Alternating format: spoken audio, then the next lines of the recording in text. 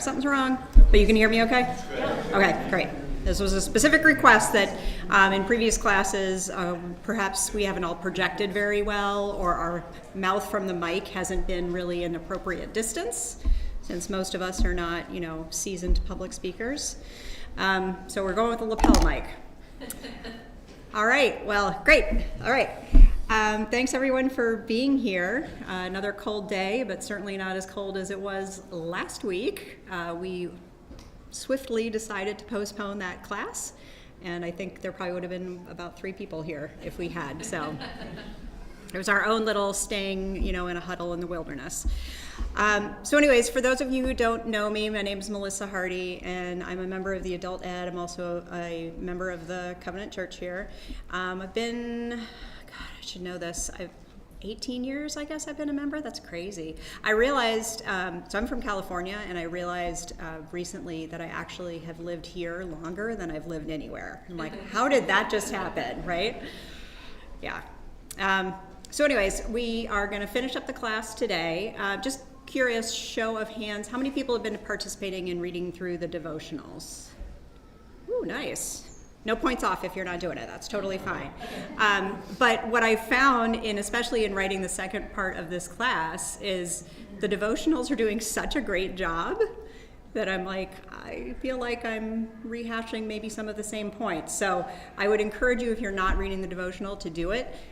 It's great. I love hearing everybody's perspectives. It's like you just get something different in everyone's interpretation or reflections on what they're reading. It's so valuable. I even thought at one point about clipping in everybody's prayers into this and like passing those out, just because I think there's just some really nice reflections in there.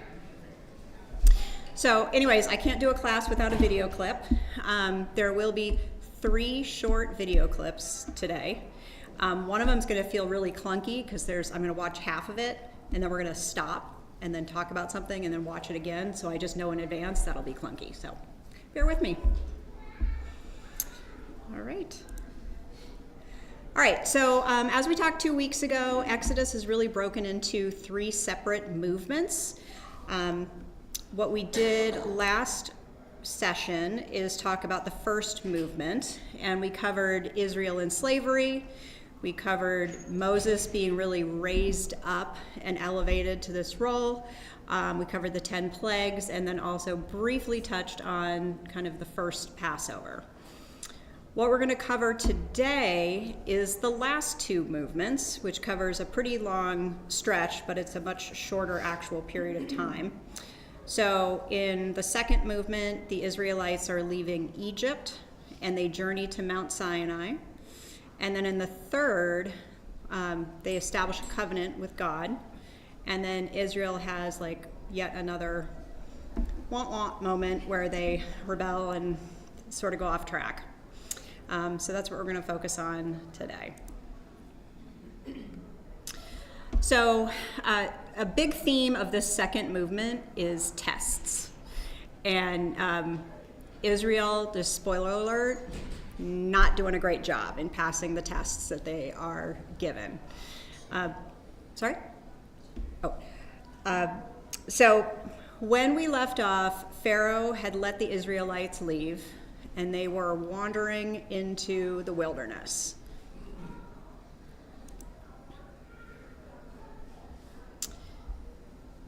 They land at basically the edge of the sea, right? And they're camping. And at that point, Pharaoh is kind of like, why did I just let all these people go? Like, that seemed like a really good idea when he was killing off all of the people and after these 10 plagues. But now I have lost literally my entire labor force. So I think it's about time to go back after these folks and rally them back. So he and the Egyptian army go chasing after the Israelites, who are hunkered down basically for 8 days, waiting by the sea for the next kind of direction from Yahweh. You can only imagine them kind of stuck there as they see the Egyptians coming towards them. And Moses is basically like, don't fear. stand by. The salvation of Yahweh will come. I tend to be a risk-averse person. So I'm not even sure I would have quite made it out to this point in the story. I can't imagine being in that situation where you have this torrent of people coming after you who have done nothing but, horrible things to you, and now you're sitting here being told to just wait and hang out and, just wait for the word. I think about this frequently for myself, where I kind of go back to trying to imagine myself living at this time, and I don't like the person I would have been. Does that make sense? Just because I think with my risk-averse nature and questioning, and I think I would have been very disappointed in my faith, if that makes sense. So in this case in particular, I can't imagine being there basically on the banks of the sea and being told to just wait. So I kind of invite people to think about that too, like imagine yourself back in that time. I'll do a slight diversion here too. I've done that sort of like thought process for myself as well when I think about being part of the early church.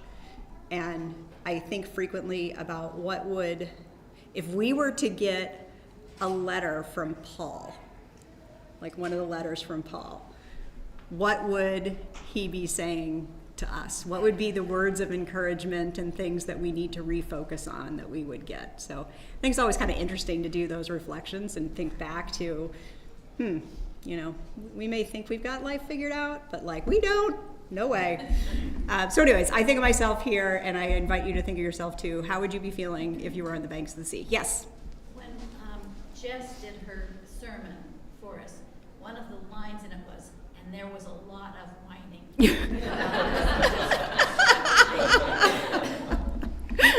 That's awesome. Yeah, now granted, I also kind of reflect on myself in like Laura Ingalls Wilder days and things like that, and I just think I would have really had a short lifespan back in the day. I do. So anyways, here there's basically, literally backs up against the sea. Moses is telling them, hey, don't fear, stand by.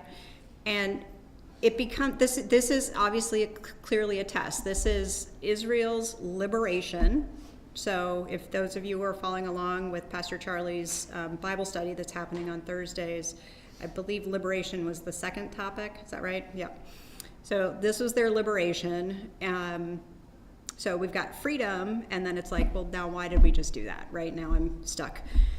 So they've got two options, basically. Are we either going to die they see it as two options. I'm either going to die by being slaughtered by the Egyptian army, or I'm going to do a swan dive into the sea, and I have no hope, basically, from there. Moses tells them, just wait.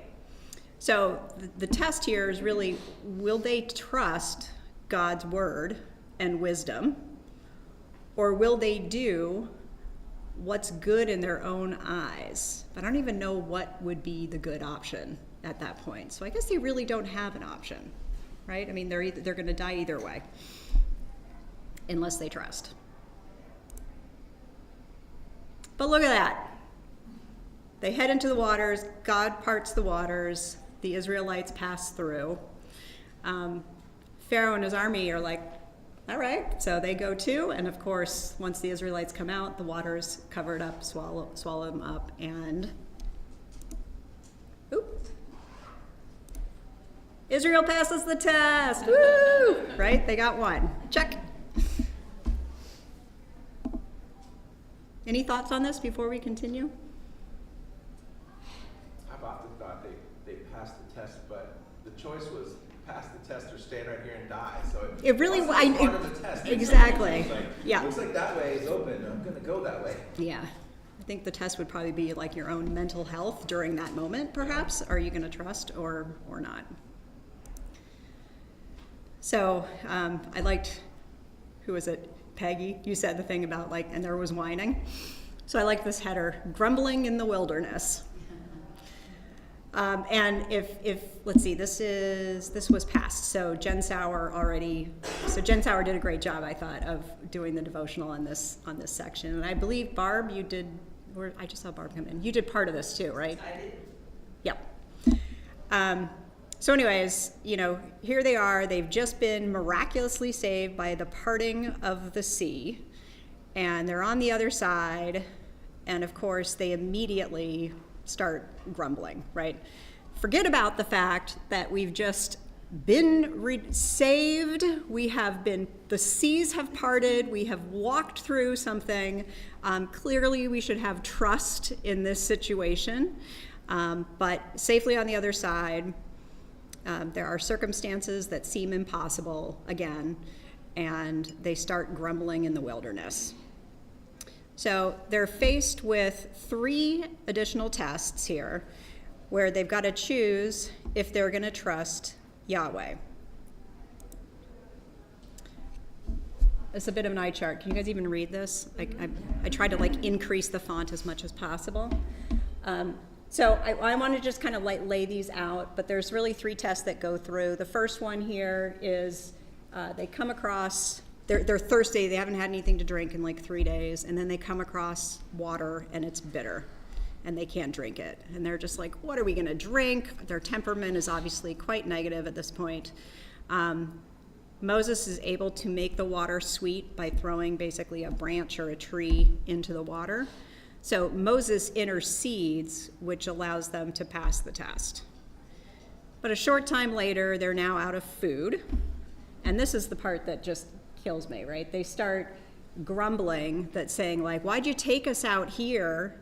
Why'd you bring us into the wilderness? We're just going to starve. There's no food. We were better off in Egypt, where we at least had food to eat, even though we were being beaten and were slaves. So an interesting perspective. And then I'm really glossing over this, but there's a whole section in here, obviously, where God does provide food. The most notable part is the manna that comes from heaven. And they are basically told to gather what they will need, but don't gather more than you will need. And if you do, it's going to basically rot, right? It's going to have maggots in it, and it's going to rot. Except for on the day before Sabbath, in which case you should collect twice as much, basically enough to cover the Sabbath day, so you rest. And there's a whole detour here that I wasn't intending to go into. There's a whole detour here just on the Sabbath, because the Sabbath is a very new concept at this point. Do I have that right, Charlie?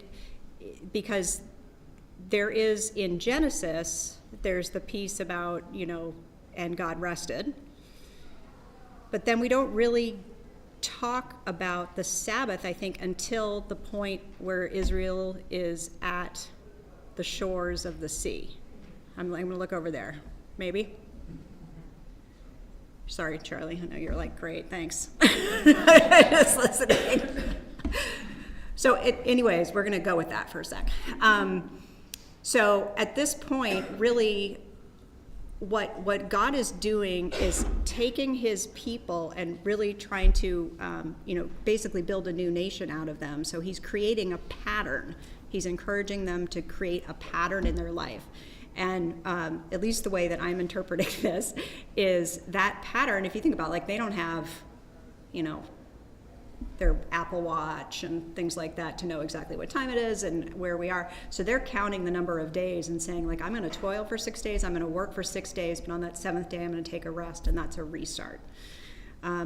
So this is part of this portion about saying, you're going to take a day and you're going to store up your food in advance, is also starting to create that pattern of taking a rest and having time to just be and reflect. You find anything there to dispute, which you're welcome to do? No? All right. Close enough? Yeah, Bob.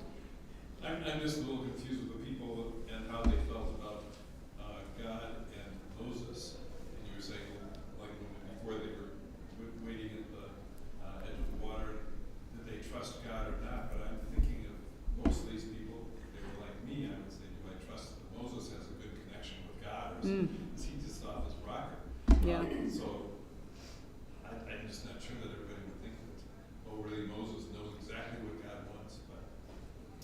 Well, he did, someone will have to jump in here that's more knowledgeable than me, but when Moses, you remember a couple times he went to the Pharaoh to say, like, let my people go.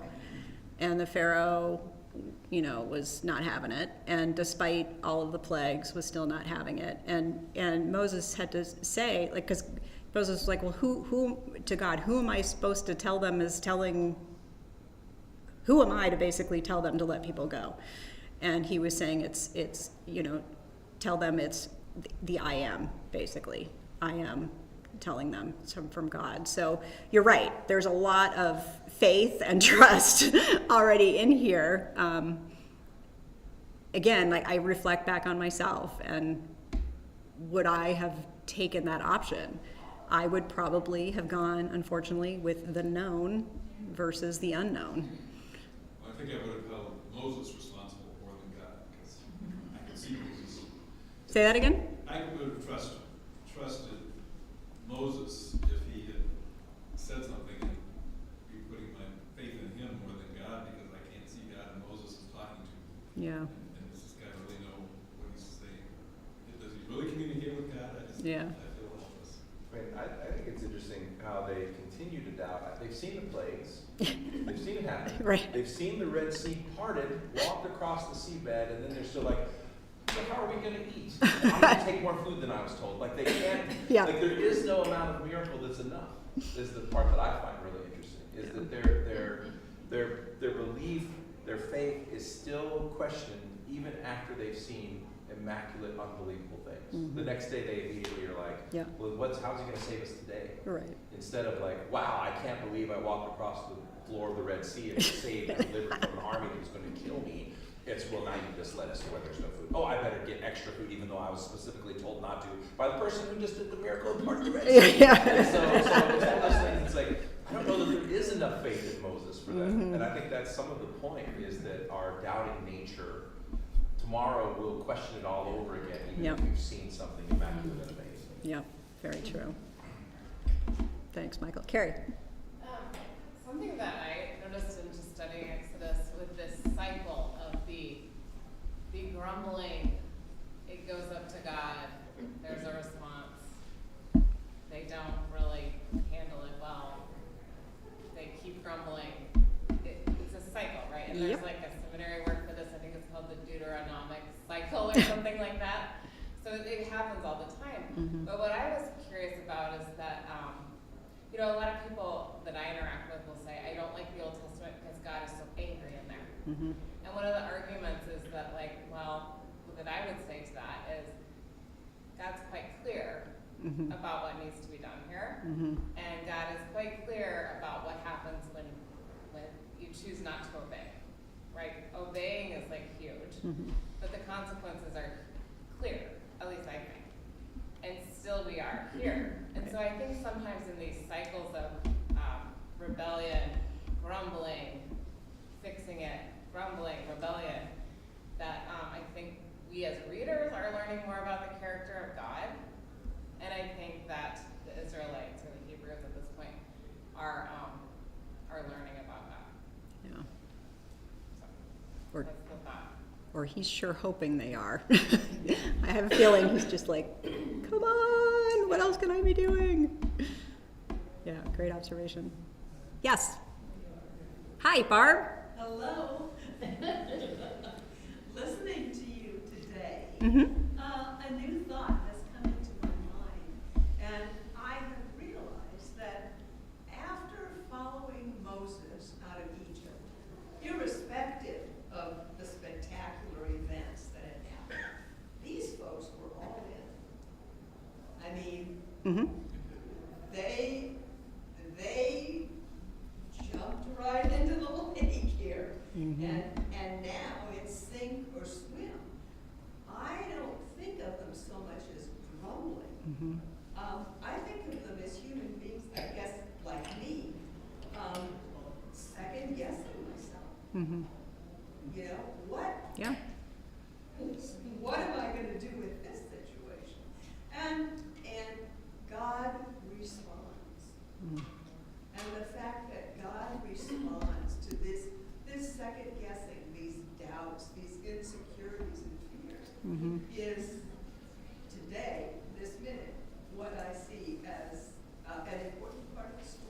Yeah, it's great perspective. Anyone else? Hi.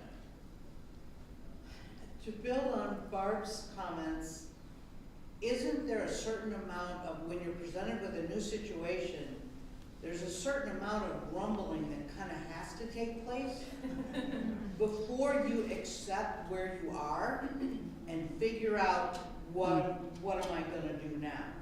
So the grumbling is, it's kind of in the cycle, like Carrie said. It's like, okay, things are gonna change, so now we gotta,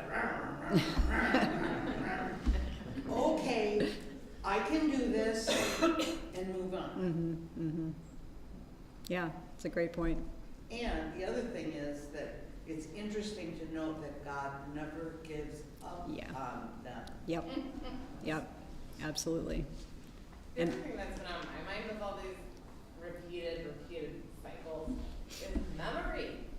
I mean, if you think about like the memory, I mean, that comes in through scripture, the whole Old Testament, like remember my covenant, remember these things, remember your ancestors and what they did and what God showed them. The memory of it is fleeting. Yeah. Because again, human.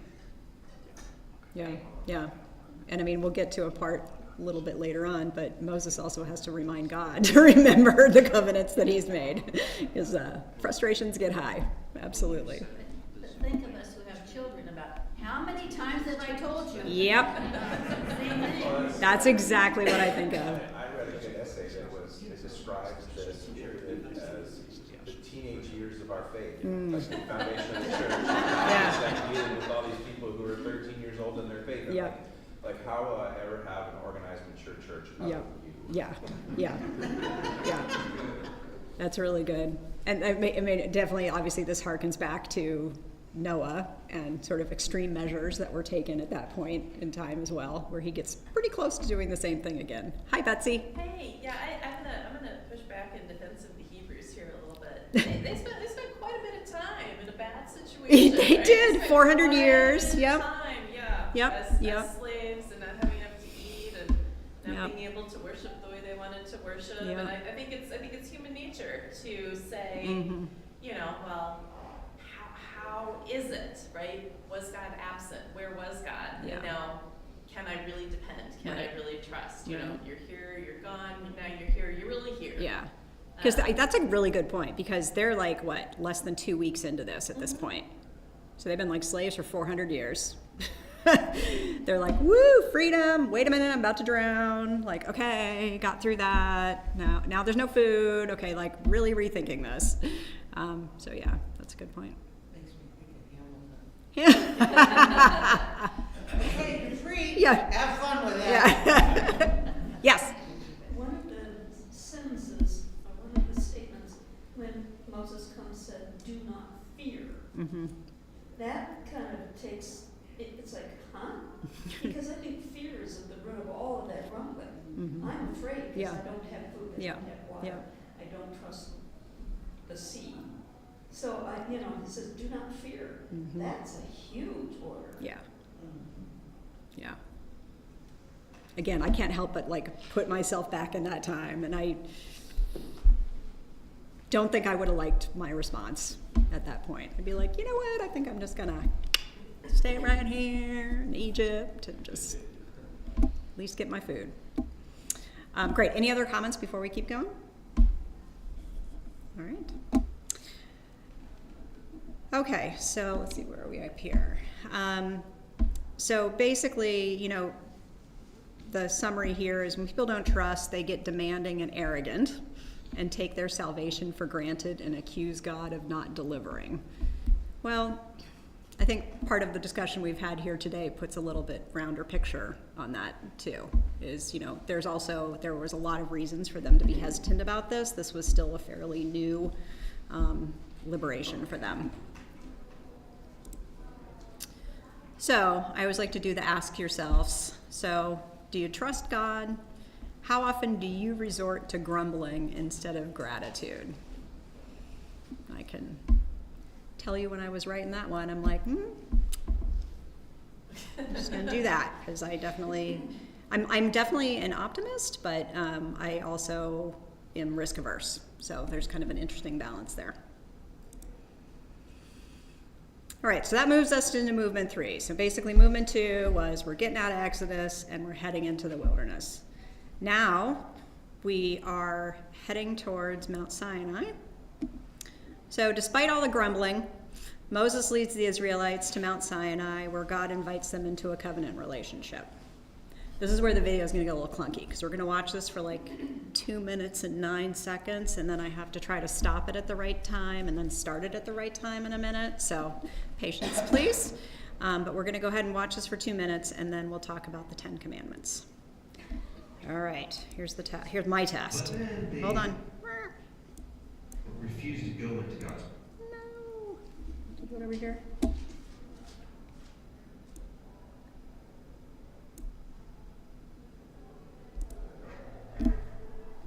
The first half of the book of Exodus tells the story of ancient Israel being rescued from slavery. And when people say the Exodus story, those are the chapters they're referring to. But the book has a second half, where Moses gives the 10 Commandments to Israel, along with these instructions about building a sacred tent. And what links these two acts together is this crucial story. The people of Israel, they're out in the middle of nowhere. They find themselves at the foot of this mountain called Sinai. Here, God's presence comes dramatically down in the form of a violent storm cloud. Now let's stop a second and talk about this concept of God's presence, because it's really important for the rest of the book. At the beginning of the Bible, in the Garden of Eden, humanity was in God's presence. They had this close relationship with him, and it was good. But humanity rebels, and the relationship is fractured, and access to God's presence is lost. But God promised Abraham that he would restore his blessing to all of the nations, and that includes this restoration of relationship and access to God's presence. So here at Sinai, God's presence is now right here in front of them, and it's actually quite frightening. And he's here to invite Israel into this unique and close relationship with him.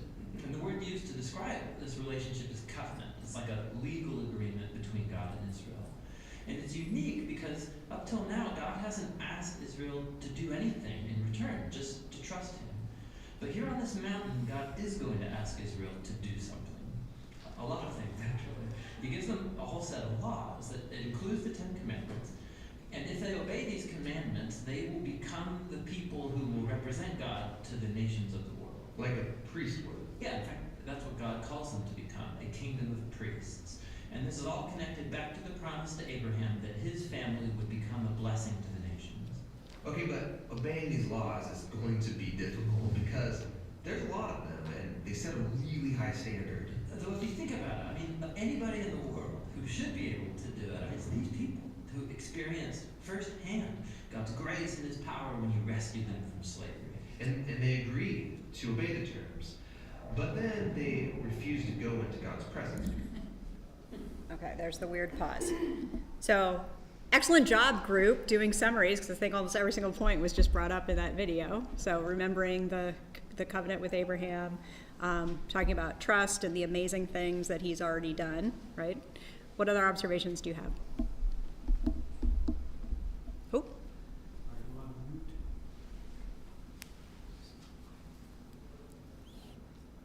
Uh-oh. I'm not on mute. I didn't touch anything. I'll just speak loudly. How's that? Good? Okay. Thanks, Bob.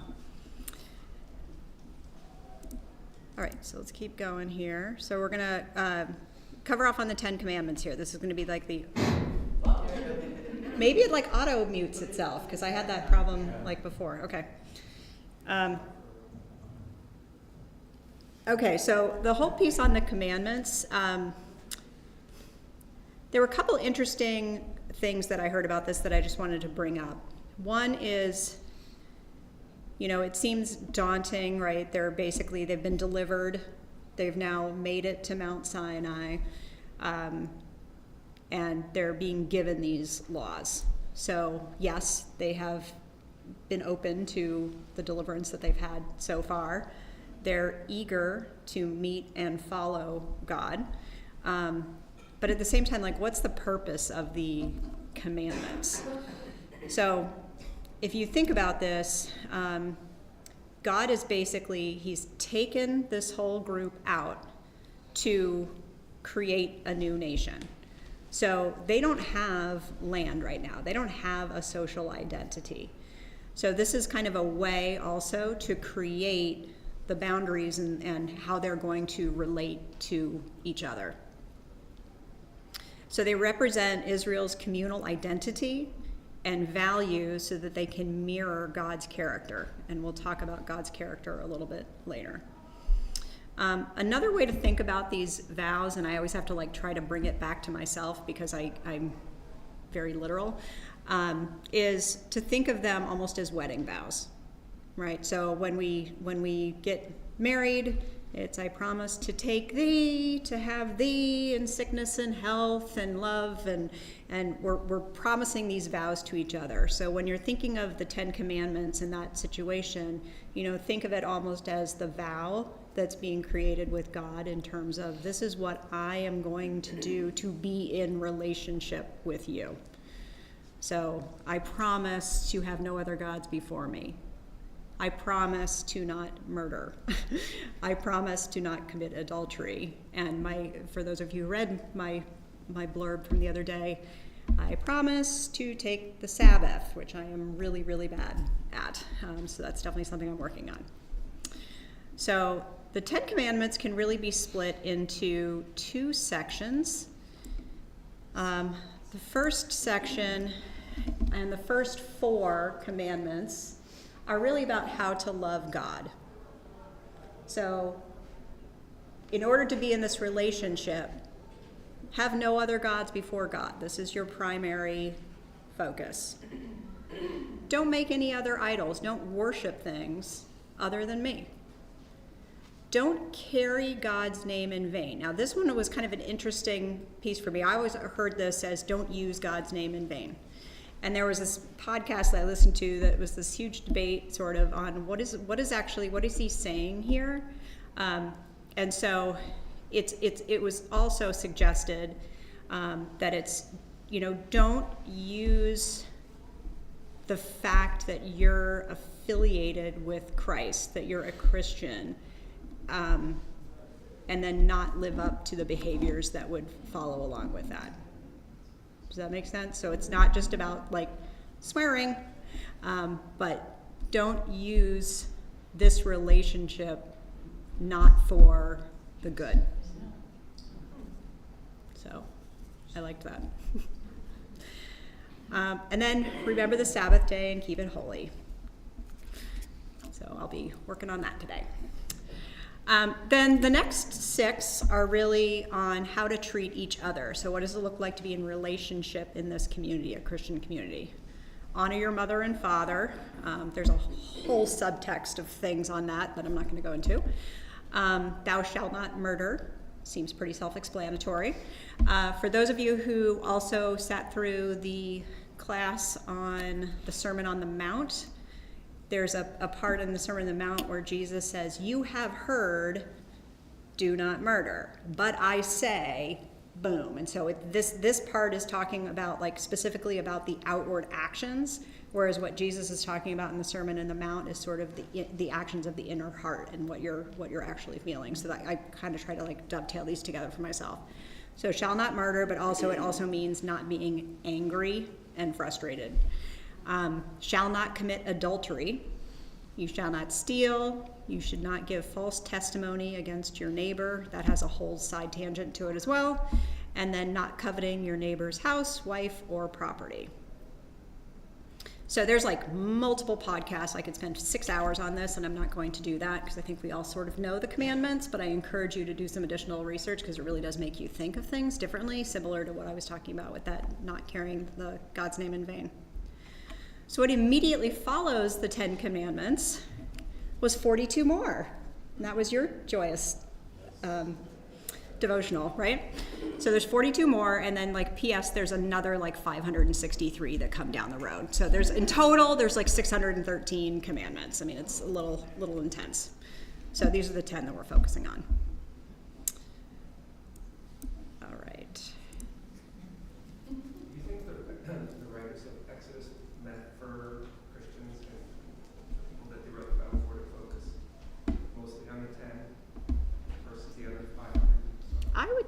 I would, personally, I would think so, just because they're first. Yeah. But, I don't know, what does the group think? I mean, I think they're weighted a little more Yeah. to like some of the lesser ones, you know, we were discussing before class about what to do if your ox is boring people. Doesn't seem as relevant to your everyday life as some of these commandments do. So I feel like secondary laws compared to these are like the 10 high rules that whatever you do these. And the fact that Jesus says there's one above all others from God, that tells you there's some stratification of the rules, that they're not all equal, because you can identify one that's higher than all others. Okay, I'm just realizing somehow I thought I was not going to have enough material, and I need to like whip through some of these slides. So, anywho, the Israelites enthusiastically agree to follow this commandment. The covenant's established, and Moses heads back on up to the mountain to get more details, which end up being a lot of details on building a tabernacle. So we're going to return to the video. But then they the right place. refuse to go into God's presence because it's still a bit frightening. And since the people won't go up, Moses goes up to the mountain by himself to meet with God. But God still wants to be with all those people. And so he says, okay, if the people won't come up here to me, I'll come down off this mountain to be with you all. And that's why he orders Moses to build this elaborate tent as a place where God's presence can be among his people. And that's why the next thing we get is 7 chapters of extremely detailed architectural blueprints for this tent. It's really, really, really long. But every detail is important and has some kind of symbolic value. For example, there's all this Garden of Eden imagery inside the tent. And it's to remind you that when you're in the tent, you are in God's presence. Then we get another 6 chapters describing how they built the tent, which is really just repeating the same blueprints word for word. Now let's back up, because before the tent is finished, there's this super important story. Moses is coming off the mountain with the 10 commandments and the blueprints in his hands, and he finds Israel breaking the first 2 commands of the covenant. Don't have any other gods before me, and don't worship idol statues. Right, and so here we are, immediately after agreeing to the covenant, they're throwing this ritual party, they're worshiping an idol. And so God says to Moses, you know what, this is not going to work. I should just wipe these people out and start over with you. But Moses reminds God of his promise to Abraham and pleads with God to spare them, which is a really weird conversation. Why would God need to be reminded of something? Yeah, it does seem odd, but this dialogue is inviting us into God's experience of grief and pain due to Israel's actions. And he really could walk away, but instead, this God chooses faithfulness to his own promises, even though he knows it's going to cost him. So we come to the end of the book. The tabernacle's built, God's presence comes down off the mountain to fill it, and in the final scene, Moses goes to enter the tabernacle to be in God's presence. But he can't. He's actually not able to go inside, and that's how the book ends. Why can't he go in? That was the whole point. So when Israel worshipped the golden calf, it was like a slap in the face to God's faithfulness. And so Moses can't just waltz into the tent like everything's just fine. There's a deeper problem still in this relationship. Will they ever be able to fix the relationship and go into God's presence? Well, that's what the next book, Leviticus, is all about. Hey, this is John. And this is Ted. But then they refuse to go into God's presence because it's still a bit frightening. And since the people Where's won't my go note? up, Moses goes up. There we go. Does that make you just want to dive into Leviticus?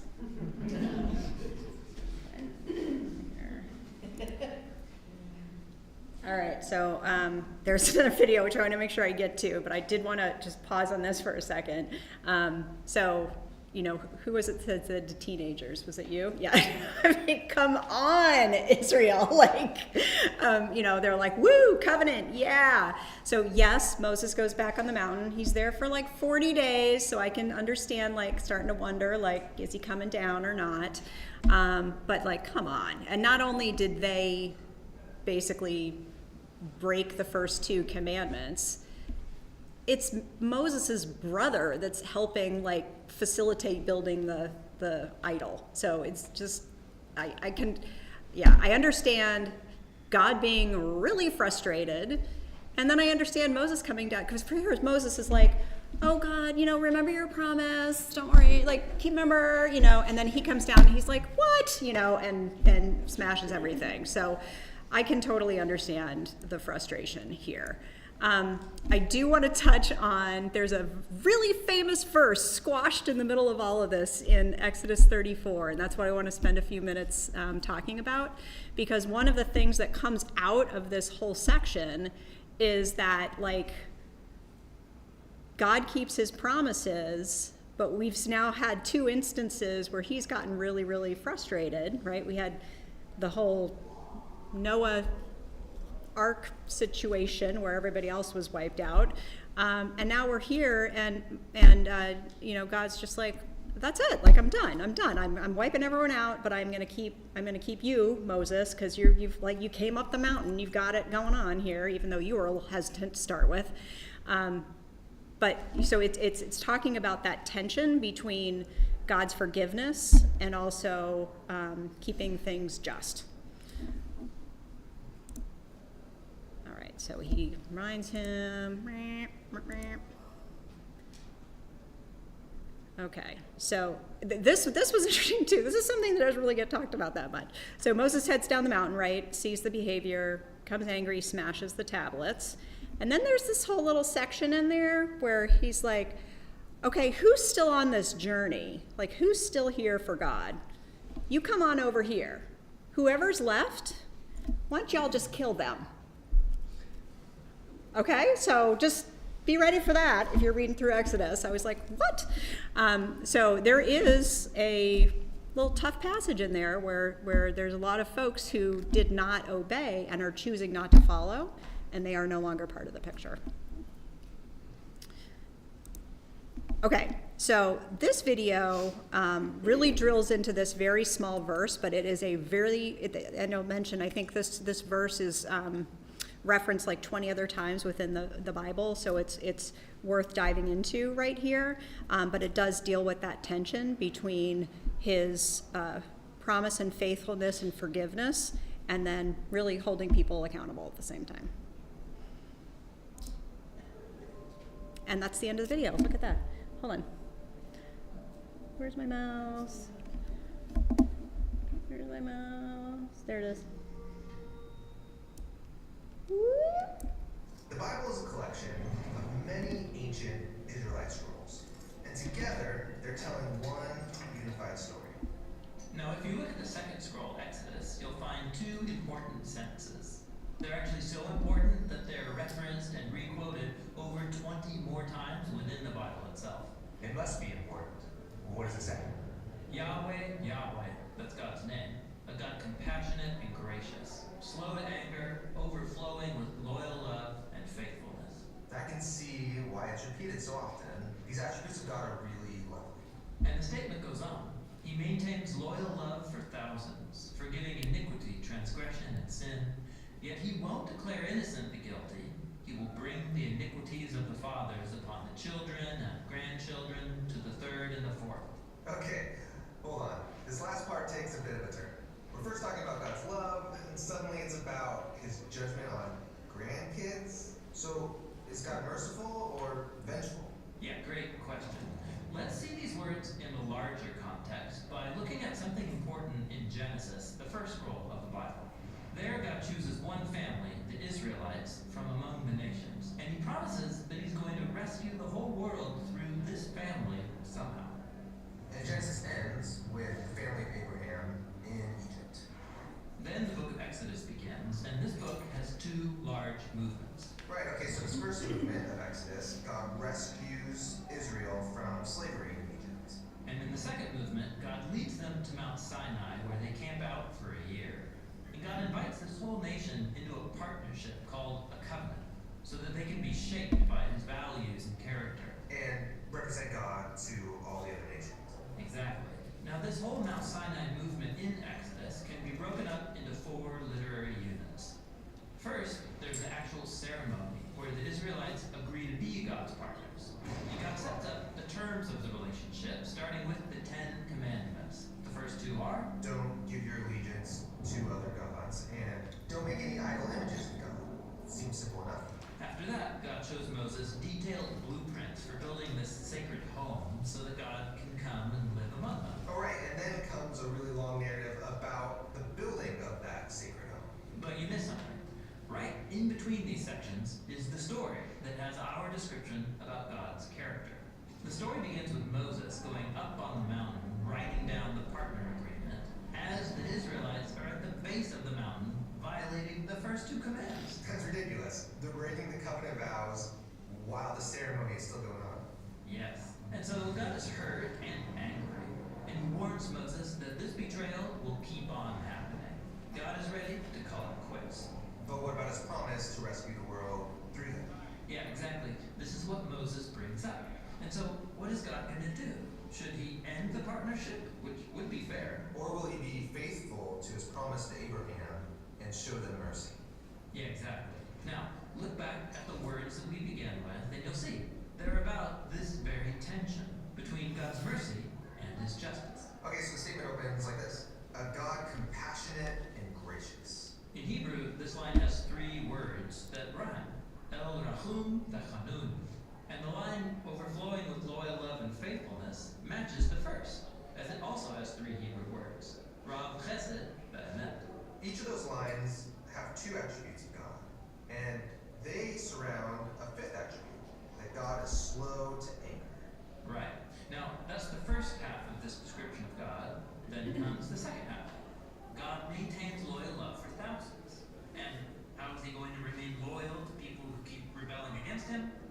By forgiving iniquity, transgression, and sin.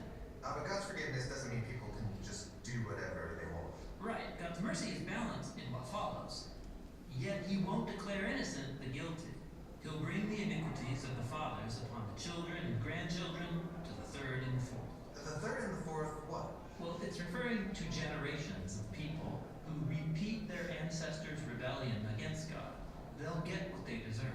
But notice, this small number of generations contrasts that massive number up above. God's loyal love to thousands. Right. And then check this out. God's forgiveness of iniquity in this line is contrasted with his justice on iniquity in this line.